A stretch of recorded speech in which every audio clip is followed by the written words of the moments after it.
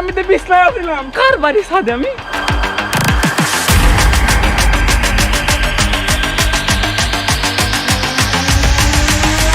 ভালোই লাগতেছে না। কোন ছাদে? রুমের তো ছাদে কেন এলাম? এটা কার ছাদ? আমগো বাড়ি তো ছাদ না।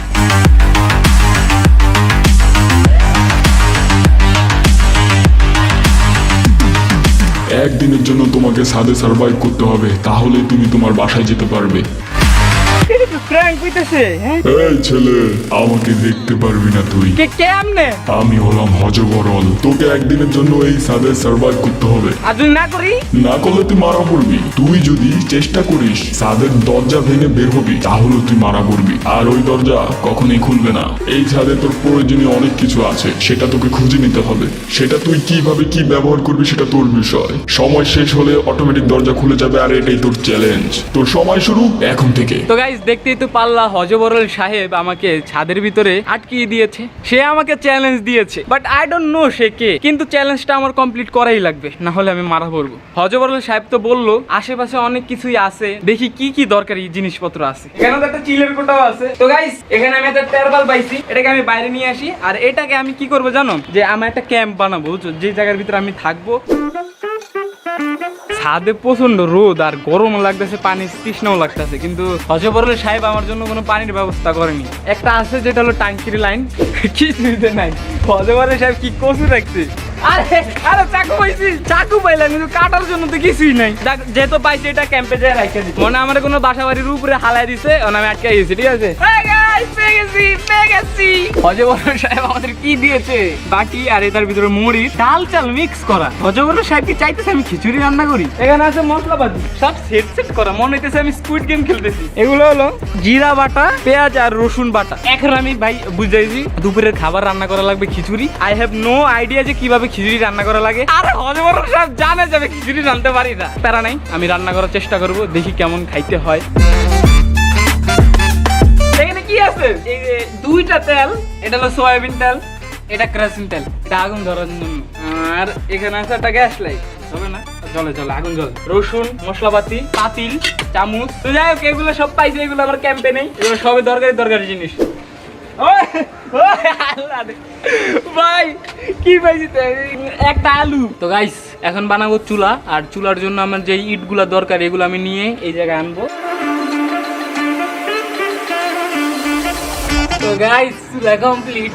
এই যে কি পারফেক্ট ভাবে কমপ্লিট হয়ে গেল। ভাই খিদা লাগছে, সবার খিদা। আমি আগে রান্ধুম, এরপর খামু, এরপর বাকি কাম করবো। আবার ষোলো লাগবো আলু। এ কি সহ্য হয় গাইস? তখন এগুলা কাটি, দেখো কেমনে কাটি। আমি জীবনে কাটি নেবে এই জিনিস চাকু দিয়া। No have idea. ইস, আলু খানিকটা পচা।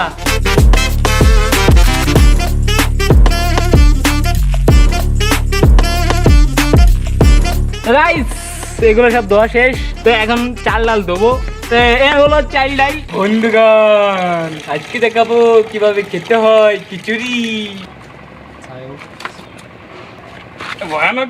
গাইস ডান। ওয়াও। তো গাইস, কষ্টে মষ্টে আগুনটা ধরাইতে পারছি আমি অবশেষে।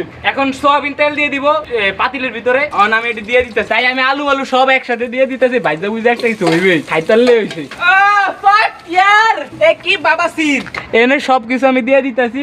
দেয়ার বিষয় না, কোনটা কি হইলো খাইতারলে হইছে। তাদের মধ্যে বাতাস অনেক নিবাসে বারবার। প্রথমে যে এগুলা দিয়ে ট্রাই করছিলাম পেপার দেয়া। হজবরল সাহেব পেপার দিছে আমারে, পেপারে কাম হয় না। পরে বাঁশ আইন না, পরে বাঁশ দেয়া জ্বালাইছি আরি। Sorry aunty, sorry aunty.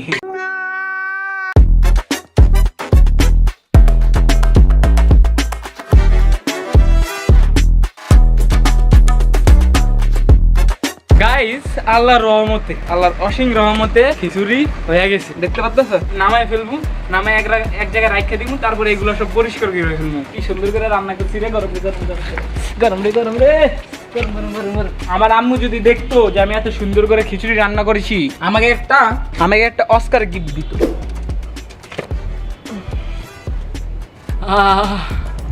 বাইরে কি যে আরাম লাগতেছে রে ভাই, বোন, দাদা।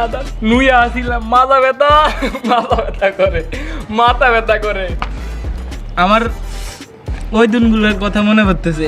খুলনায় যায় এই সিরুনের মধ্যে বাইরে বাইরে খালি খাইতাম। বিসমিল্লাহ, মজা আগে রে গায়।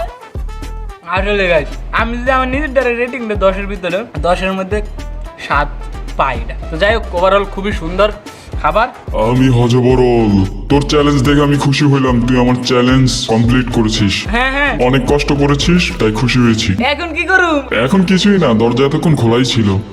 কি? দরজা এতক্ষণ খোলাই ছিল, আর এটা কোনো চ্যালেঞ্জ না। আসলে বিয়ের পর এটা কাজে আসবে, আর তুই যেহেতু রান্না পারিস না তাই তোকে শিখাইতেছিলাম। আমার দিয়ে রান্দালেন কেন? কারণ বিয়ের পর কাজে আসবে এটা।